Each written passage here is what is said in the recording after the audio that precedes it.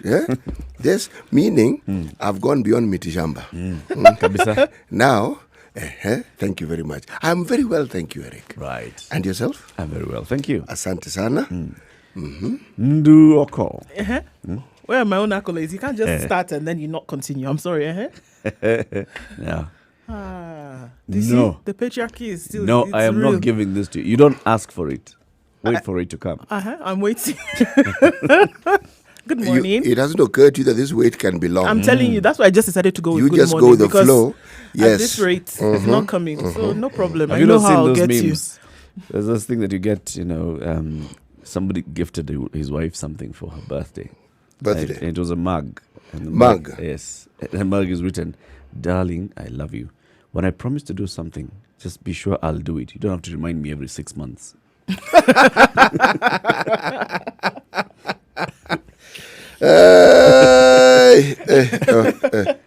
All right. Yeah, just be sure.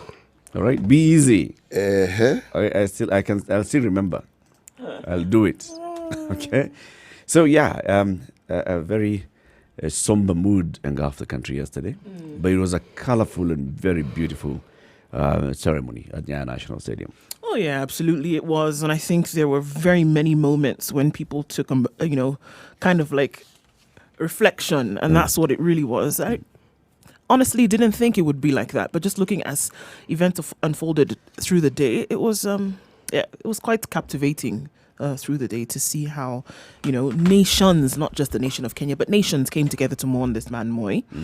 And it was very interesting to see, for sure. Why do you think this thing worked so well? Because See where you're shall going. we start now? City gloves on. We're in the ring against the ropes. Let's go. Let's go, shall we? What's your theory? My theory. There were no politicians. Quite simply. And if they were there, they were in the background, really way back in and they were the told, background. Sit there And just and observe. watch. Your We'll contribution call is you. to observe. to observe. Yes. If we need anything, Yes.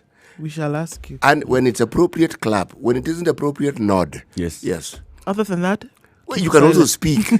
But to each other. yes.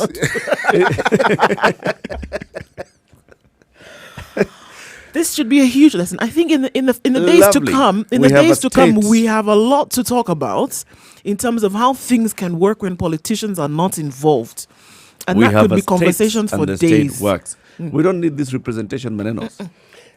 When you So think- can you say that the Chief of General of Defense Forces is a representative of the people? Yes, he is.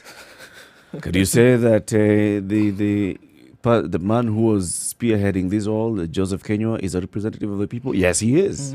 Is the PS for Interior, the Minister for Interior representative? Yes, they are. The event ran perfectly well. Actually, anybody who has an eye to see would see that if the civil service was allowed to do what they are supposed to do, They do without it. they They know would what do to it, do, and they know what to do. and Because they would do it. the folks who ran but- this but show, guys- the folks who ran this show are not the big boys at the top. The people who ran this show and made sure that every detail was in place, there was not a thread offline. Is the civil service? It's everybody did. Everybody was. But let's draw a line. All right, line drawn. Draw it. Okay. Military and the civil service. All right. If we allowed the civil service just to run this thing by On itself, their own. Oh no! They bungle it, of course. So we'd be expecting the president to be buried next week. The No. date is today. And they would even tell you, we postponed it Yeah. Because Just of the weather. sorting out a few things. Yes. Of course, we have to look at the fact Yeah, that the yeah, your military, stadium is not ready. the military component in all of this, in terms of order, in terms of discipline, in terms of timelines, in terms of making sure that every box was ticked and we are moving. It's not a matter of come and tell me tomorrow. No. This needs to be done. Whatever you need to do to get it done, get it done. We will be at our station at this point and we will move. You see, my point is this. It gets done. We understand how our civil service works, but the point I'm making here is a positive one. It's what they can do when they set their minds to do what they're actually supposed to do. They know what to do and they can do it. That's really the point I am making. Now, when we throw in the military, this is not the icing on the cake. This is actually the cake. This is the cake. Yes. Yeah. It's Because the cake. you know very well you will not joke around. And you know the It's not interesting thing, complicated. I keep going back to the example of Uhuru Kenyatta driving down to Nyayo Stadium on Sunday. There was nobody who was not doing what they were not supposed to be doing. Get it? I mean, so even if had he not, Nobody was not doing what there was they were nobody. There was nobody not doing their job. Not. Okay. Right? Meaning everybody was doing Everybody their was job. doing their job, right? Why going- Sorry, Everybody's so too many complicated. words in the song. But the point being that with what we saw, whether he had gone there or not, people realized the importance of this, and they were getting it done. Some contractor had been given this job to do refurbishment work at Nyeri National Stadium. Hadn't done it. Months NYS ago. comes Yes. and does it. Remember that conversation we had sometime? Yes, we did. Give this job to NYS. Quickly. It will be done. Done. Move. Let's go. Here. Perfect example. Military did a very good job. It was colorful. It was In beautiful. 2 days, But also we have, Nyayo Stadium was as refurbished. human beings, we have this fascination with uniform and military and order. That's There's true. something about it. I mean, we're looking at it and seeing. But I think if these human guys beings- were not wearing their uniforms, if they were just ordinary guys in civilian clothing, would be like, oh yeah. I think there's something about order that brings humans to heal, human beings to heal. Right? I think there's an element of control that we all appreciate as human beings. When you see It's actually not control, it's order. order, right? So I mean, when somebody is they're taking the mantle and saying, "This is the way we are going to go." I think naturally humans just fall in line and actually like it when All you somebody require has taken is control. order. Somebody Somebody tell to you. take the reins and say, "This is the way we are going." People are gonna fall in line. Should I do it again? That is how to fall in line. That way. In case you didn't know, be knowing. Look for the line and just. Yeah. And of course, today we've got 2 souvenir editions again. Right. From the Standard has a souvenir edition. Kwaheri Mzee, and this is basically a double spread. What happens here is what you see on the front is the same picture that goes to the back, right? So, united in grief, Kwaheri Mzee. Yeah. On the front. Very beautiful. Now, the one thing that also you notice that all these pallbearers were high-ranking military officers. Right. These are colonels. It's at the level of colonel. So colonel, some military person was explaining this to us yesterday. So colonel is the highest non-general. It's the level just before general. Rank. That's the word I was looking for. Yes, the highest non-general rank. So when you're given this kind of, neither the pallbearers are actually those guys, the colonels, is high. This, remember, is a former commander-in-chief of the defense forces. So the military was also paying homage To their former commander. their former commander-in-chief. And that's what makes the difference between this state funeral from Lucy Kibaki's state funeral or Kijana Wamalwa's state funeral. Yes. Beautiful. Beautiful. So, what stood out for you? Okay, yesterday? of course, it was colorful in terms of who came. And I think it was very interesting that we had quite a large representation outside the country. A number of heads of state, of course, were there. And what they had to say about the late Daniel Arap Moi was quite interesting. Xi Jinping of China, of course, he sent a message of condolence. And he said that he was an outstanding leader of Kenya and Africa, as well as an old friend of the Chinese people. He said that Moi had made important contributions to the development of China-Kenya relations. China attaches great importance to the development of bilateral relations and stands ready to work with Kenya to lift their partnership to higher levels so as to bring more benefits to the two countries and the two people. And of course, Djibouti President Ismail Omar Guelleh was there.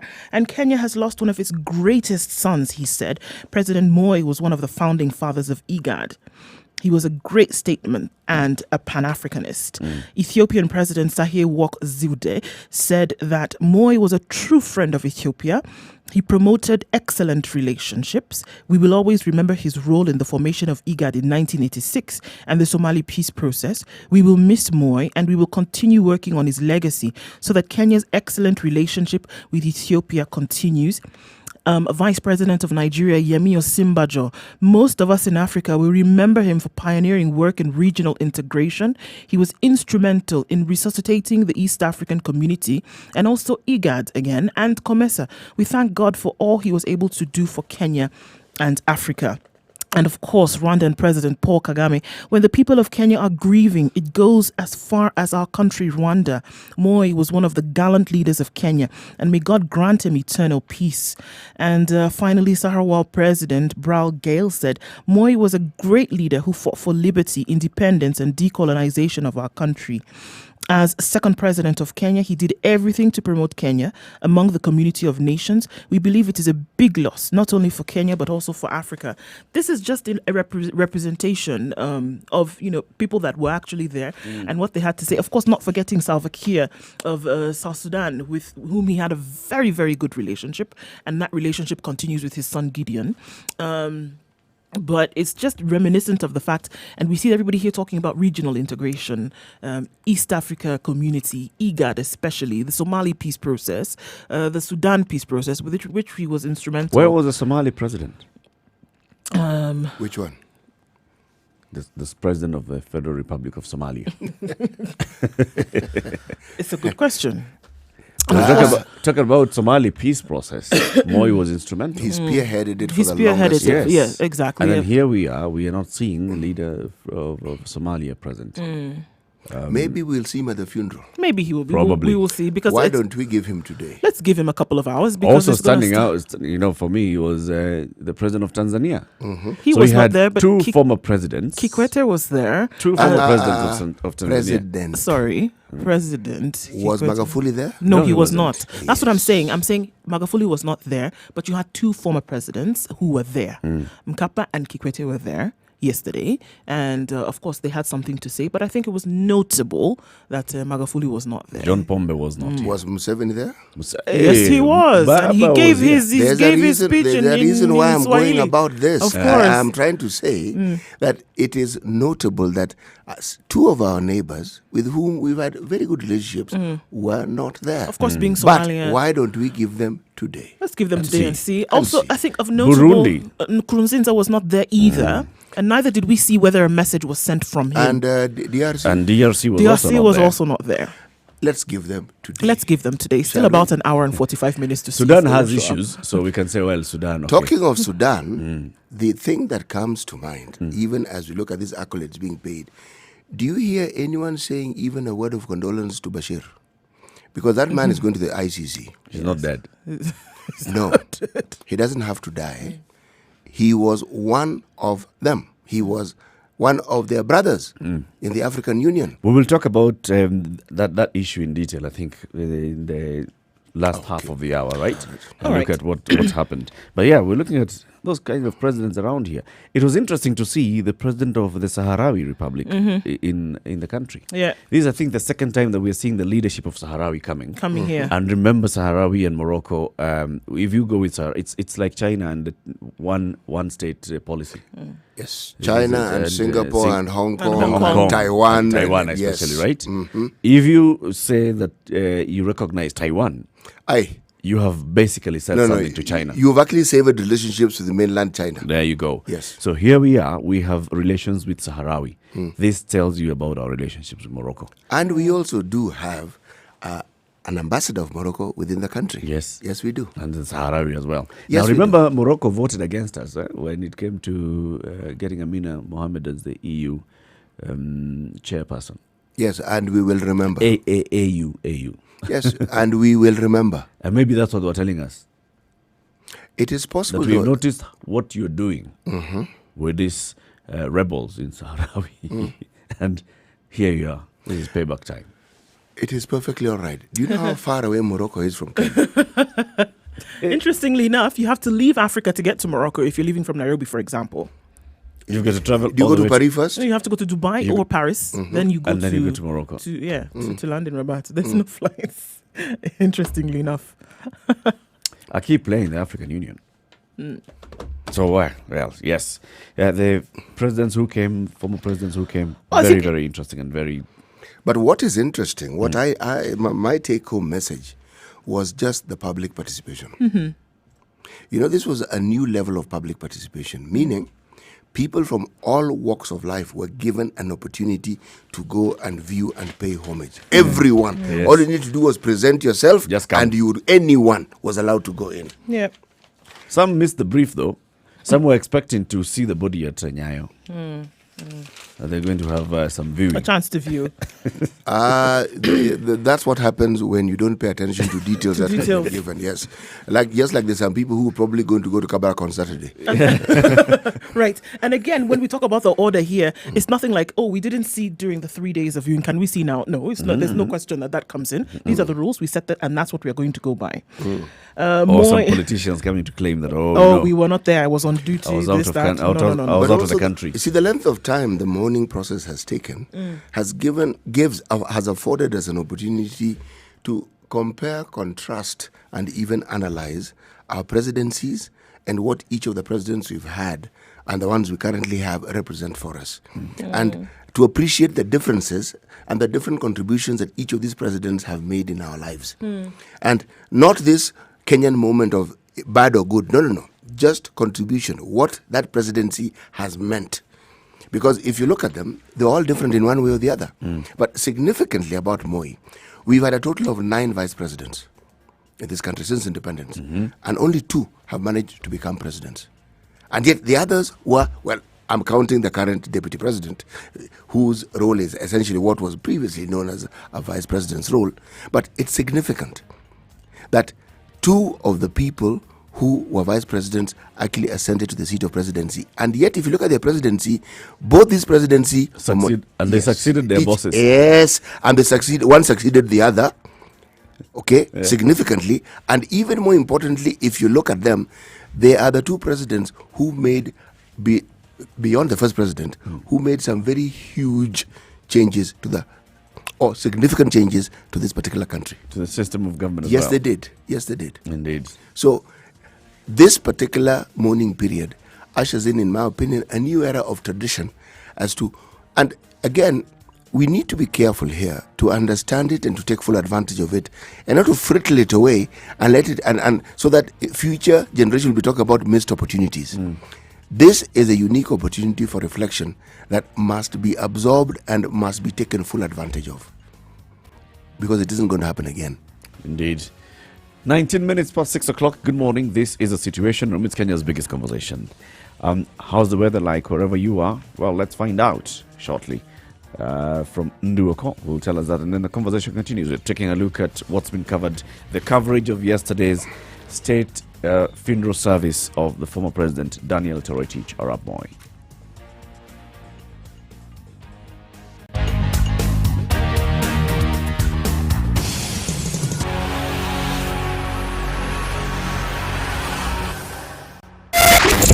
.9 Spice FM, Mombasa. The weather with Spice FM. All right, in Nairobi today we have mostly clear conditions, 16 degrees currently. We're looking at a high of 28 today in the city. Taking a step over to Nakuru is clear skies today, 13 degrees currently, and highs of 28, and we'll have partly cloudy conditions later on. In Eldoret, 12 degrees right now, clear skies through the day, partly cloudy conditions as the day winds to an end. 21 degrees currently in Kisumu, mostly cloudy conditions with a high of 31. In Mombasa, 26 degrees, we're looking at a high of 32 and a low of 25. In Malindi at 27 degrees, we'll see partly cloudy conditions through the day with highs of 32 and lows of 27. And not forgetting Nyeri at 14 degrees, clear skies all through with highs of 27 and lows of 14. Moving on into East Africa, in Dar es Salaam, we're seeing highs of 31 with rain showers expected later on, with the weather currently at 26 degrees. In Kampala, 19 degrees. It's going to see clear skies, partly cloudy conditions later. Moving down south on the continent, in Johannesburg at 13 degrees, clear skies through the day, rain expected later with highs of 22 and lows of 13. In the west, in Lagos, hazy days in Lagos at 26 degrees, clear skies later on though, with highs of 36 and lows of 22. The weather in London right now is clear skies with 3 degrees this day, We're seeing highs of 9. In Paris, 5 degrees currently with partly cloudy conditions with a high of 10 and a low of 5. We round things off in New York, where it's currently at 8 degrees, cloudy conditions all through the day. Slow expected later with highs of 8 and lows of 2.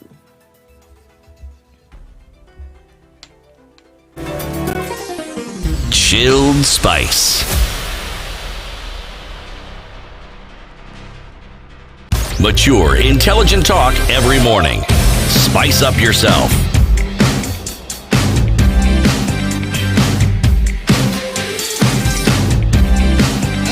Mornings done right. 94.4 Spice FM, Nairobi. The live stream is up. Spice FM KE on Facebook, YouTube, and Twitter, as well as www.spicefm.co.ke. Wherever you are, we are there. And in Malindi, we are on 97.7. In Nyeri, 90.9. Nakuru, 96.0. 96.7 in Eldoret. Kisumu, 102.5. Mombasa, 7.9. And of course, Nairobi, 94.4. So the editorial on today's Standard says, peace, love, unity. Moi's death has brought out the best in Kenyans. So it's basically talking about, in one fell swoop, his death has calmed down the rising political temperatures. It was gratifying to see the Gara's political class put aside their differences in respect of Kenya's second president.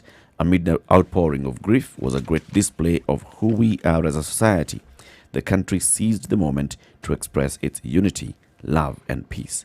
A celebration of life of one of Kenya's foremost sons. So is that the case, really? That people have put aside their differences, or is it just for a time? Because putting aside doesn't mean burying it. Of course not. It means you shelve it for some time. Just put and it keep, aside. and keep dusting it. So then is there real love, or we can say real cohesion, real brotherhood amongst the political class? Or Watch can another we say, politicians. or, Us guys. or are we saying... we Kenyans are fine. There's no problem. And That's we have what we're just saying. shown, this is what we're demonstrating, that when these politicians are put in a, chicken coop somewhere and it's locked, the country we can are actually... good. Just feed them kidogo maize on a daily basis and make sure that there is light in that room so they don't sleep. They keep laying their eggs there and multiplying. Eric. What? Unfortunately, in this country, You're visualizing the political class in this country, unfortunately, don't endear themselves with any positivity in the minds of many Kenyans. And it's with reason. When your history is actually earmarked by a litany of broken promises, how exactly do you expect people to view you? How? When the very things that the citizenry keep clamoring for, they never hear you talking about it. Yeah. When they hear you speak in one voice, they hear you speak about something that benefits you as a group. But the things that bother them, the things that bedevil them, the things that threaten their lives, they hardly hear you. How exactly do you expect the citizenry to view you? What opinion do you expect them to have of you? Of you. When this is something that is consistent. If they were asked the thing that they see consistently, they will talk about broken promises. They'll talk about self-centeredness.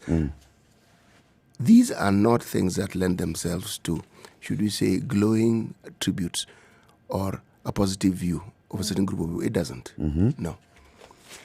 You've seen in the papers how all groupings of insurance companies are now withdrawing their support to the Nairobi Women's Hospital. Yep. This thing was highlighted by the media. This one we must say. It is the media that highlighted this. It's the media that brought it to the fore and said, there is this problem. And they actually wrote an entire... They gave it the prominence it deserved. Are we being told that the insurance companies only realized this once the media had highlighted? The answer is no. Of course not. But what it points to is this, that they are sensitive and they are alive to public opinion. Yes, that is what is clear. And so this public opinion must be brought to the fore and it must be heard. No, absolutely, I agree. And just giving another example of this, it must be heard. The other day we talked about, blood banks, etc., etc. As of last evening, the same blood transfusion service is now talking to Spice FM and saying, okay, well, we are organizing a blood drive, and one of those is going to happen in the next few days. No. We do not want them to organize a drive. Let them come and tell us. This is the thing. So this is it. This is what I'm saying. Just following on that point, that they actually are sensitive to this. It's not that they are not aware of what's going on, even within their circles. But sometimes it's necessary to have the conversation to poke them in a certain direction and say, this cannot continue to happen, for example. The far-reaching, permeating forces of impunity are difficult to understand until you see it in operation. Mm-hmm. Total neglect of what is considered basic, complete. When you have a situation where, for instance, you talk about corruption in NHIF, the one body that's supposed to provide a modicum of semblance of reality and help to any citizenry, any member of the city, any Kenyan who is seeking medical help. Then you go to NSSF, where people who have retired and who, having contributed all those years, are now expecting to actually get their returns. And what you read and hear about is just how much money is looted from these institutions. Shall we go to NHIF, where, for example, the number of people up country who know that they have been paying every month 500 shillings, you then go to access services, and the NHIF tells you, oh, actually, we can't see your November, December payment, and you have a receipt in front of you. We can't see your November, December payment, but because you are desperate for some kind of health service at that point, you will pay the fee so that you can now access. Only for us to come and hear that 50 billion shillings is missing somewhere in NHIF. And if that is not rectified in the next 2 years, NHIF is going to fall to pieces. I think we Those should, are the things whenever that we're talking discussing about. NHIF, we always look at the people who work there as executives. We should go to the board. What's the composition of the NHIF board? It has representatives from the Federation of Kenya Employers. Yes. It has representatives from the Workers' Union. Core 2. Those people, and for example, Nat, those people are the ones that we should be asking questions. Because yes, okay, you can say, yes, the CEO or the management. Where was the board? Where is the board when 50 billion shillings is being misappropriated? Over time, yeah. Or You being know, stolen? 50 billion isn't pocket. It's not pocket money. It's not something This that, is why I said it's billion not something twice. that the workers can actually take off with. No. Without the knowledge of the Absolutely board. not. Absolutely not. Federation of Kenya Employers, Core 2, Kenya National Union of Teachers, and the others, representatives of the Ministry of Health, that board. And They now should we be- understand, those are the ones who should be answering questions.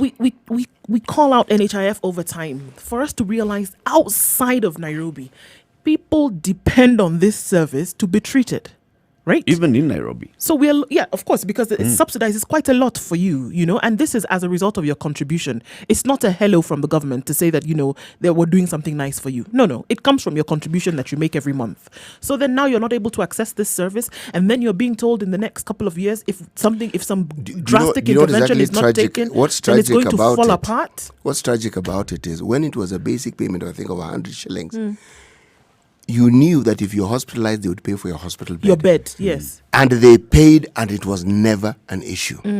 New, improved, revamped with the turbocharge. People pay 500 and you offer these services, and we said a huge hallelujah. Then all of a sudden, all manner of issues. All of a sudden. And the strange thing is that people who claim to contribute actually contribute.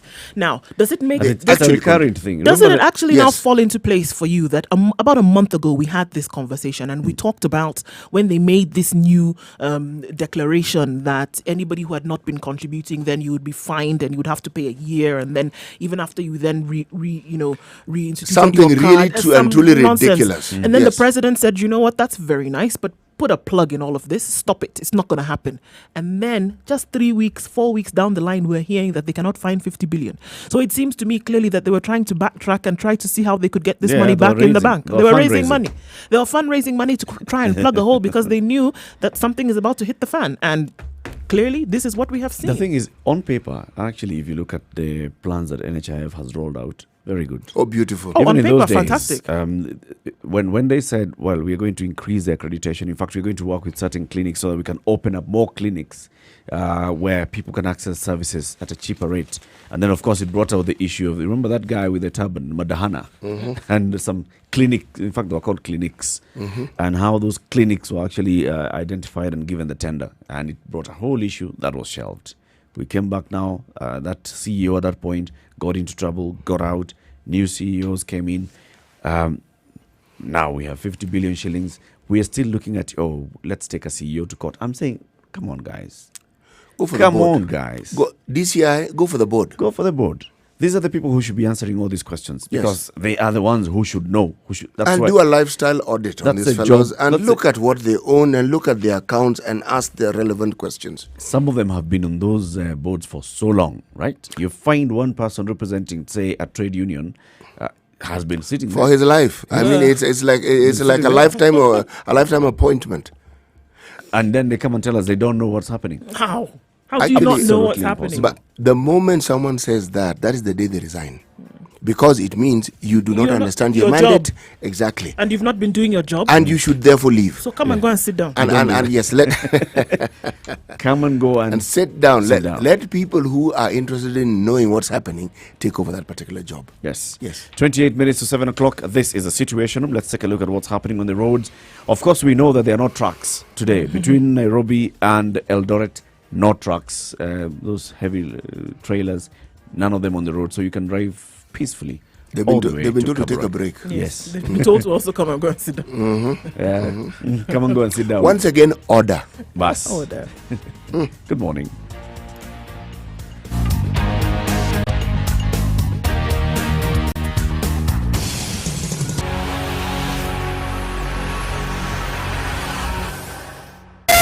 Spice FM, Malindi. Spice FM, spice up your life. Traffic. All right, of course, we see, excuse me, we see today that certain things are going to take place. The Nairobi Eldoret highway will be closed off to all heavy commercial vehicles and trailers. And that was, of course, from yesterday until today at 7 p.m. So between now and 7 p.m., that road is going to be closed off to heavy commercial vehicles. We're going to see quite a lot of action moving out of the city today. And already we see that outbound on Wayaki Way, we do have a bit of a hold up. Of course, we know that the stretch at the 87 is being constructed, but we do have extra traffic because quite a lot of people are heading out towards Nakuru. We also know that parts of Langata Road have been closed off officially. They were going to be closed off at 6 o'clock. And of course, that means that as the entourage that will be taking the body of former President Daniel Toroitich Arap Moi will be heading towards Wilson Airport at 7:30.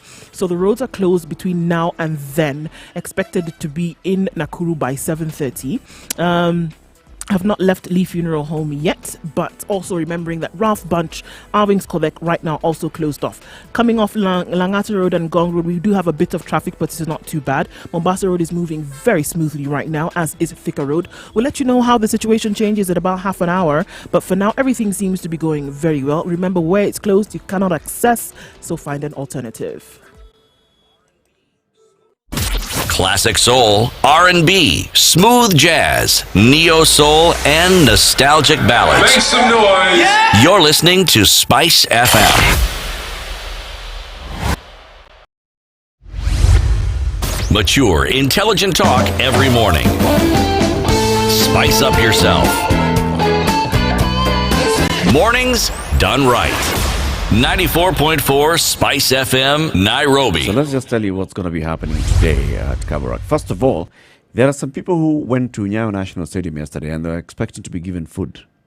In fact, Yes. one person was interviewed on TV saying, I was expecting when we come, we join a queue and then we'll be given sahani ya mchele na nyama. Excellent. Because ni matanga, tumekuja matanga. That's good thinking.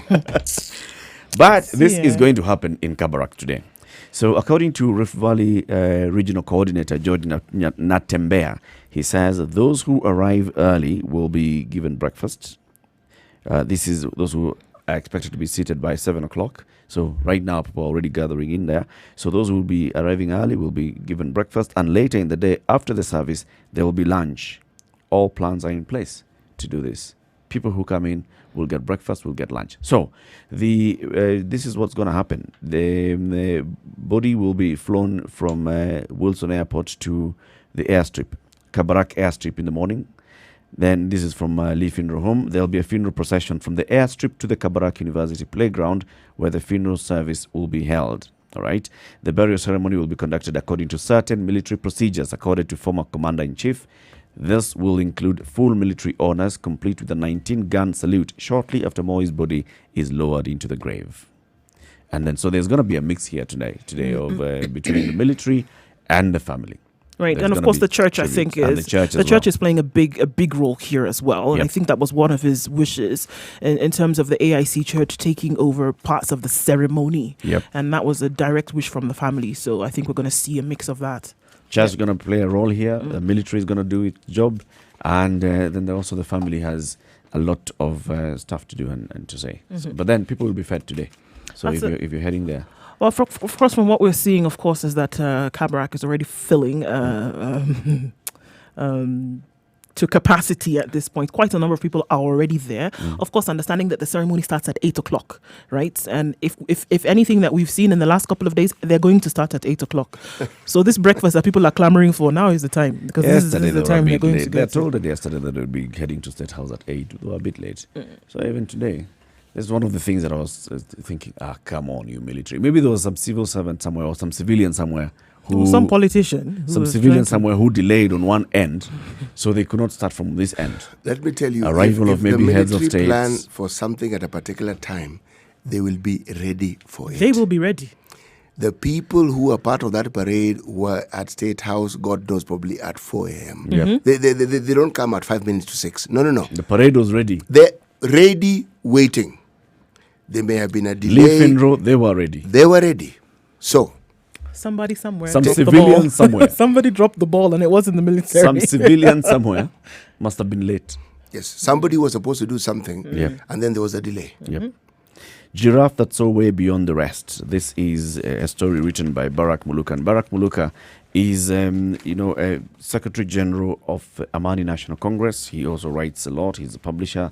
He'll be joining us on the Situation Room today from 9 to 10. We'll be talking about Moi and his politics. He was a master politician. And so we'll be discussing Moi's politics. And that's what we are saying, the giraffe. Well, there were many starters with him. They played to impress and to lose. He played to win. This is according to Barak Muluka. So we'll be discussing these and others later today. So let's go to what else is happening around the world. Of course, we know that there was something sad, tragic that happened with the Kakamega children. One of them passed away. Yes, I think yesterday what we had seen or heard initially was that this young girl, Bilha, who was released from the ICU, initially the reports were that she had been released from ICU to the main ward, and then she was allowed to, and then unfortunately she collapsed and died. Yeah. But what we've seen now is that she was released from ICU home, and she collapsed at home and died, unfortunately. A number of those funerals are taking place this weekend. Of course, a number of them have been buried, but I think the rest of them will be buried this weekend. We see that is still happening. The school, of course, has opened. From the reports that we see today, school has opened again, but a number of students have been transferred because they're not able to continue with their schooling here because just of the trauma that's unfortunately that they feel. So that's what we see with that. It's unfortunate. And, well, the one thing, though, is that people are saying the fact that we're in this period of mourning, that we are mourning the former president, we are also seeing the families of these 14 children, now 15, being spared politics. Because you'd have had a mass funeral and then you'd see all politicians coming there and the BBI back and forth. That's talk another of town, nonsense, at the funeral. So if the funeral is actually happening this weekend, let's see whether the politicians will be like, And I think the government We're is back. we're back. We are back. We have something to na say. ndio maana hii BBI ni mzuri. Sababu mambo kama hii ya shule haingetendeka. BBI itasaidia. We will see it this weekend. We will, but you know something? Whether they like it or not, something has changed. Yes, politicians will go back to the business they understand and love best, but something will have changed. There will be a shift in terms of how whatever Yes, they say is being accepted. Something has moved, and whatever it is that they're going to say is not going to find the same fertile ground it had before. No. The ground will be the ground, but it'll have changed. I think it's a global realization, and global, of course, being Kenya, around the country, that actually, we don't need these fellas in the way in which we've seen that we depend on them previously. And I think they also have realized that is the general perception. Politicians, because of the influence of impunity, don't realize things as quickly as you think. As Yeah. we would hope. It's only when there's something that clearly threatens their well-being that they will respond in the manner that you're suggesting. Otherwise, they do not. No. Well, let's see what happens. But in this case, especially going back to the Kakamega survivors story, we see that the government, of course, has taken care of the burial arrangements for all 14, and of course now 15. Unfortunately, we see something also quite bizarre coming out in terms of stories, is that a lot of people are saying this school was cursed. There is a spirit within this school that something was wrong, because nothing like this has ever happened. And even after people were taken to hospital and released, we still have more people dying. It's you know, can't they're explain saying this thing. It's unexplainable. And this is the thing a lot of people are not understanding. And until the point whereby you had interdenominational prayers at the school, because people felt that the school needed to go through some kind of cleansing. And so that happened a couple of days ago. And people say this does not make sense to them. So there's another interesting story here. 4 police officers arrested for attacking Jakoyo Midiwo. 4 officers raided former Game MP Jakoyo Midiwo's home in Milimani Estate, Kisumu on Monday and assaulted him over a disagreement with his driver. Kisumu County Police Commander, he has a good name, Ranson Lolmodoni, confirmed the arrest of 4 police officers following the 2 a.m. incident. 2 a.m., all right? The 4 were arrested. The attack, in which Midiwo lost his mobile phone, came after the officers engaged his driver in a chase from Kisumu town to his home. 2 a.m. Speaking to the nation on phone, the former National Assembly Deputy Chief Whip said he was woken up by his night guard when a commotion ensued between his driver and 5 police officers based at the Central Police Station in Kisumu. I was asleep. I was woken up only to find the 3 men and 2 women in my compound. They engaged my driver in running battles and attacked him. When I questioned their business in my compound, one of them pounced on me and started strangling me. One female officer who recognized me tried to intervene. She told me the officers were drunk. The ex-MP says that after the officers left his home, he decided to follow them to the police station to lodge a formal complaint, but they waylaid him on the way, forced him out of his car and beat him up before bundling him in their Probox car. Of course, the question is why? Another bizarre story. Right. Why? I've asked myself why? Come from town, chase into the home, into the compound, run after the driver, beat up the driver. And then, why were they chasing the driver? That's question number 1. And then Jakoyo Midiwo himself decides to chase them towards the police station as well and go and say, I'm going to report this. They waylay him, slap him 1 or 2, bundle him in his Probox, go. They bundled him in the Probox. You know something? When you hear the word impunity, you need to pay keen attention to some of these things that are reported in the papers to understand how it manifests itself. How do you think it can come about? Let's forget it was Jakoyo. What if it was just some other ordinary citizen who's never been an MP or an assistant minister? And also, what else is this? What is that? What is this that would make police officers first chase after a driver all the way to the house? And what is this? Yeah, what is actually happening here? Yeah. That's the question. It can't just be that police officers thought, Spendi Surayu Mtu. Let's chase him. Let's chase him. No. Oh, I don't know. Something happened. Before the chase began, the question we're asking is what happened? Yes. Get into the home, someone suggested they were drunk. People who are drunk, you could argue they're not in the right state of mind. Yes.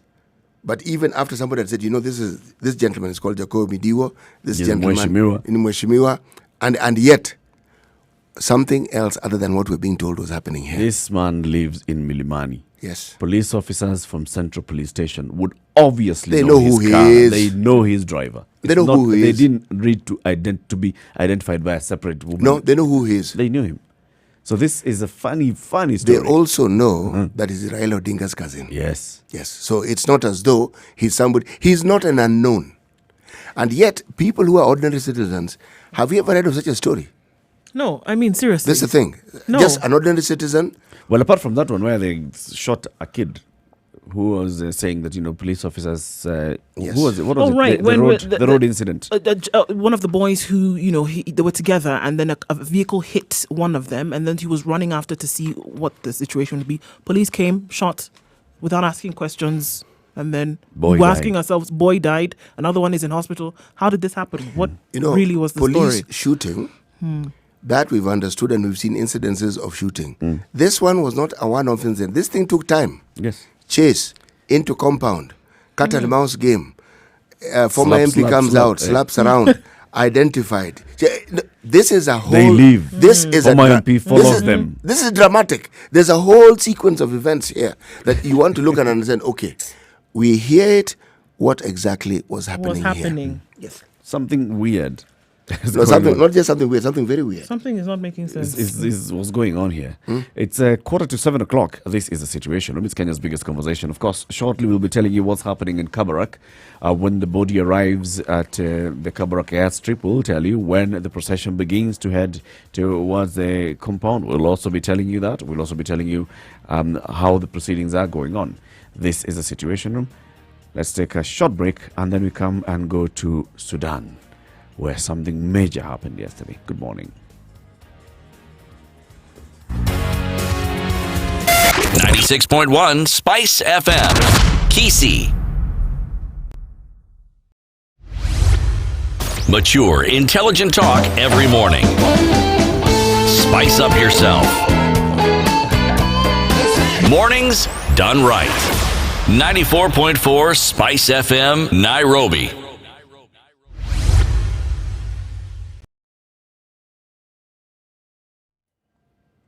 So what happened in Sudan City? Well, this is an unfolding story that one has to keep marveling at. From the time that Bashir was literally hounded out of office or out of his castle or out of the mansion that is referred to as State House, to the point where he was taken to jail where he still resides, to the movement of this government coming in and then another one coming in. The changes in Sudan have been monumental.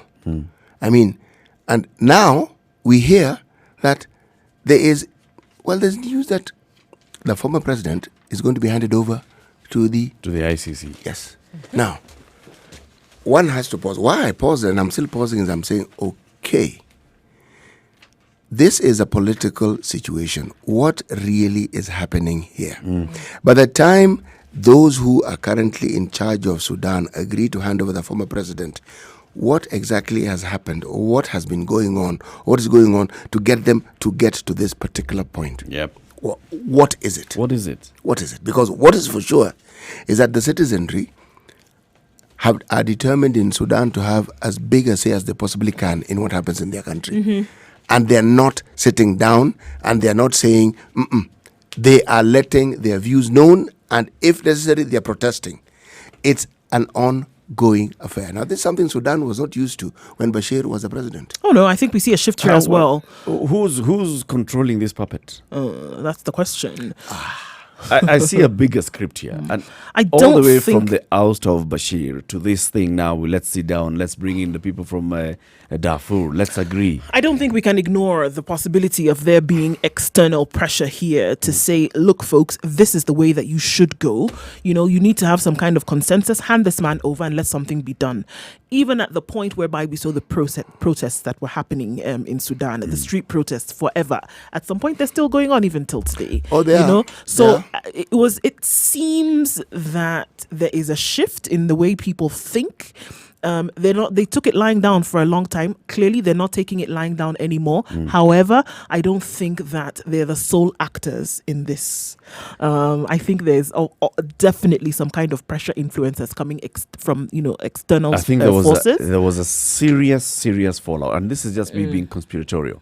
There was a serious fallout between Bashir and some people, and they said, "Utaona." And that is what is happening right now. And this is it. Yeah. Crush this man, completely obliterate him and his name from history. And this is the thing. It's not a matter of we'll find troops, him. No. We know where he is, and we are going to hand him over to you. It's happening too fast. Very quickly. Too fast. So Bashir is out. Bashir is committed to some civil jail. Next, let's have this conversation about Darfur. Let's not even keep Bashir in the country. Take him to The Hague. Let's move on. Completely finish this story. I'd like to give the Eric, people you do credit, have a point because it's not as though this thing has taken 5 years. Huh? No. 2018. 2018. Just austerity measures. We are having this problem. Subsidies for bread, fuel removed. Then problem just keep escalating. Yep. Escalating. Now, Sudan had hitherto been fairly stable. What is it that forced this government to bring in austerity measures? Yeah. What was happening to the economy? How did the government become broke? Yes, now this is where the narrative that you have comes in. Now what confounds it even further? Remember the reports that when people actually stormed the castle or the state house, one of the things that they came across was tons and tons of money, US dollars. Lighting Tons. up the walls. Yes, tons and tons and tons of it. Now, so you ask, so this man was amassing, man, if you talk about primitive accumulation, mind-boggling. But Yeah. also, it doesn't make sense to me. it doesn't. It does not make sense to me that al-Bashir would have cash, tons and tons of cash in his In his house. house. Oh, no. Not completely. No, yes, we keep being shown this thing by Yeah, by, but, you know, but why when only they- this? When they raided Saddam, they found cash and cash. When they raided Bagbo's home, they did the same thing. Found money, and they want to show us found money. Same thing. We've raided. It's a common come narrative. on. Yeah, it's a common It's a narrative. common But, narrative. this man, he was stealing from you, and he was keeping the money in his house. That may even be so, but the truth of the matter is Bashir had been there for a rather long time, hadn't he? Yeah. Now, I'm even not going to go with the amassing of dollars in his castle. No, not that. What suddenly happened in Sudan that made it economically unstable? It had been fairly stable. Yep. And it still had access to the South Sudan oil. It did. It's not as though they had cut off relationships with South Sudan. They hadn't.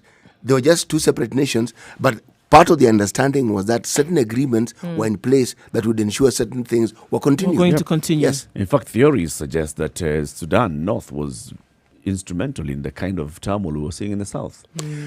Just to ensure that, They remain. I still have access. I still have access. Remember, if you understand and know the story of Darfur, it more or less summarizes what you've said.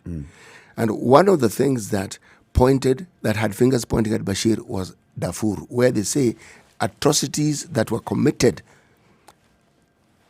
the attack on human beings and the atrocities that followed these attacks were the things that were taking him to The Hague. And it wasn't as though they bombarded the place once. No. It was a continuous, inhumane approach to warfare. Yeah. Remember, even warfare has dictates. This is what you do when you're at war. And if you go beyond these limits, you are now, you fall into the category of people who could be called war criminals. Now, Bashir had entered that realm. Yeah, and I think and this is where he is squarely now. Precisely. And I think upon that is which now they say, look, it's not really us, but upon these grounds is why we are handing him over to you because he's a criminal of war. Bashir, And for the opponents will longest say, time, this is what we had a should do. lot of support from the Middle East. Yeah. He did. He did. And that's what kept him stable. But remember also that this sort of support happens depending very much on the political climate of the time. And of course, the political climate of these countries that were offering the support, because we saw a lot of support coming out of Oman, we saw a lot of support coming out of Yemen, we saw support coming out of Syria even for Bashir. But then now look at those countries and where they are now. Let's start with Yemen. Yeah. Yemen is in tatters. It's finished right now. If we Completely want to talk about it. Yeah. in tatters. Yeah. I know who to blame, but let me not get into that. But yes, go on.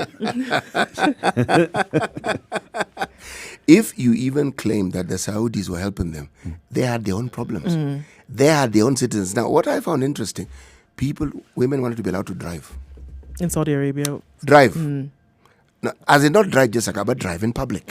So, meaning the Saudis were facing human rights issues Of their own. that they had never seen before. So when you have such issues, you're not going to spend energies helping somebody else with their issues. You're going to focus on your own issues. Again, those who are inclined towards conspiracy theories will say a hidden hand could be seen in all this. In all of this. Yes. Let me ask the question. Are we not giving these hands too much credit?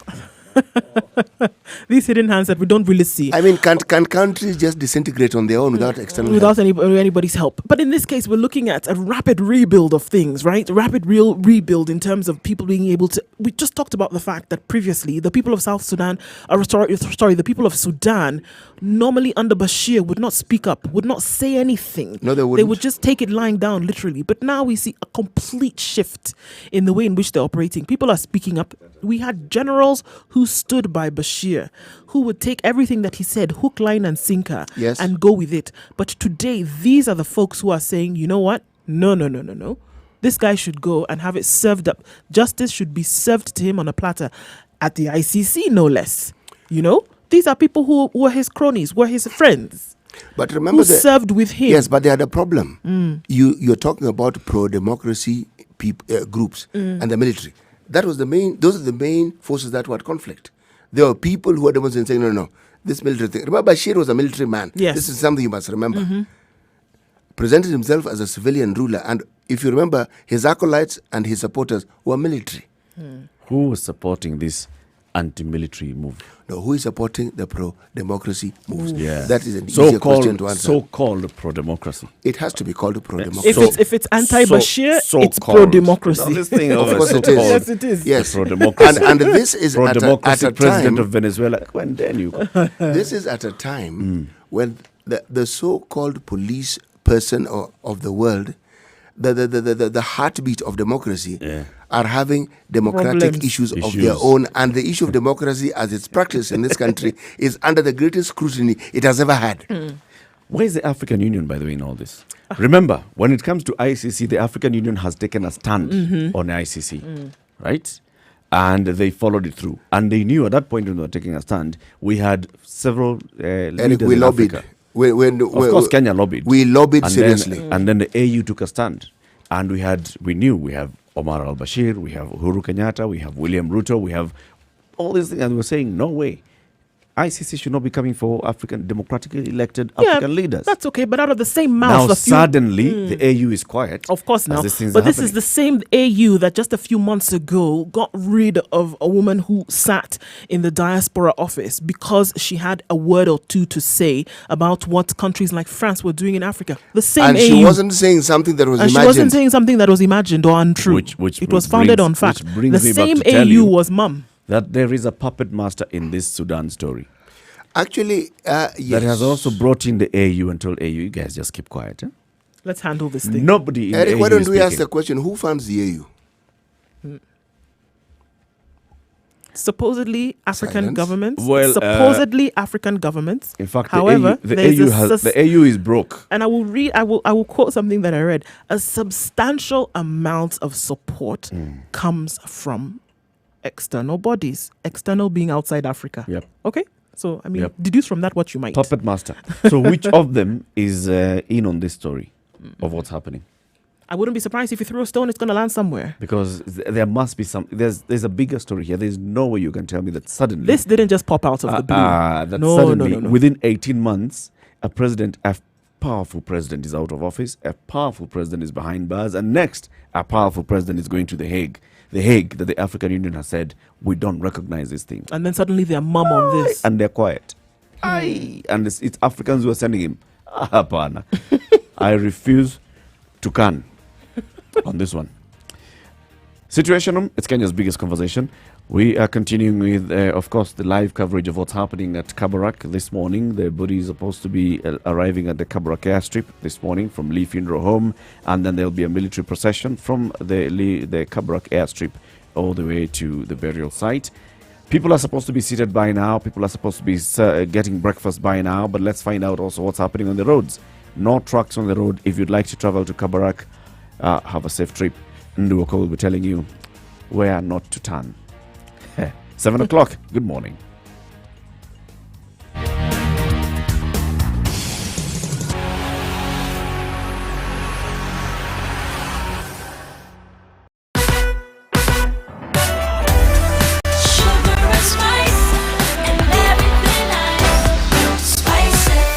Spice up your life.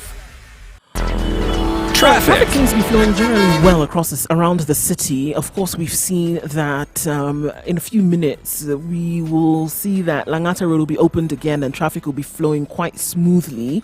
We don't have any movement just yet coming from the airport, but that will happen in a bit. Right now, Langata Road, Ngong Road, Wayaki Way, everything is moving along just fine. We do have a bit of an issue on Jogo Road this morning trying to get into the city centre at the Makadara railway station, but it's flowing all the same. Ngong Road traffic is is flowing smoothly, but a few bumps here and there. Kiambu Road is happy hour and it's bumper to bumper, but it is moving. Mombasa Road near Cabanas is hell, unfortunately, and trying to get into the CBD might take you a while. We'll see what's happening in terms of the entourage then leaving the airport in a bit, but for now that's what it looks like. It's not too bad. Let us know on Spice FM KE what you see, and we'll keep folks moving this morning.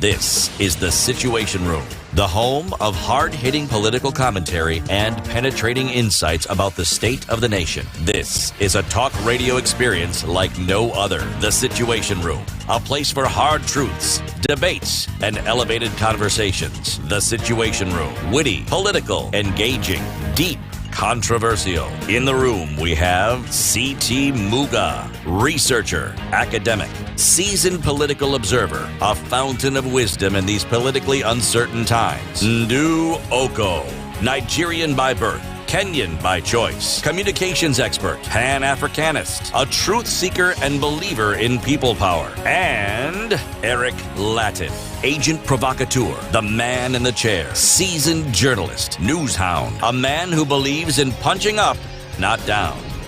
This is The Situation Room, the only way to start your day. Pamoja na mzee wetu wa zamani mzee Kenyatta walikuwa na dawa ilikuwa inaweza kutibu shida za Kenya na shida za East Africa. South Sudan is the product of his work and will remain his legacy. My people very much respect and honor late President Daniel Arap Moi. Nimejifunza mengi kutoka kwake juu ya staili ya uongozi, namna ya kuhusiana na watu, namna ya kuheshimu watu, namna ya kupenda watu. Kwa ninaelewa kwa nini Wakenya mnaomboleza na kusikitika sana kwa kifo chake. Our country and our people join you in the grieving. And if Kenyans succeed and make progress, we also share in that. Beautiful words there said by heads of state and government and former presidents of Tanzania as well on the late President Daniel Arap Moi. This was a beautiful thing that was being said yesterday about the man, right? Yeah, a lot of remembrances, a lot of, I think, quite a number of truths. I think a lot of times we find that, coming together at an occasion like this, people get caught in the emotion. But I think a lot of things that people said yesterday was truth for them. And the things that people have been saying over time was truth. And it was not forgotten. It was not in the fanfare or the sensationalism of all of it. Yep. But what they saw as true and what a lot of other people experienced in the region. People have talked about the former president and his legacy. Talked about education. Talked about what he did for expansion of education. Talked about what he did for youth. Even coming up with the KANU youth wingers and ensuring that there was a youth for KANU 92, and knowing that youth played a key role in the political development of the country. The other one was women as well. Yep.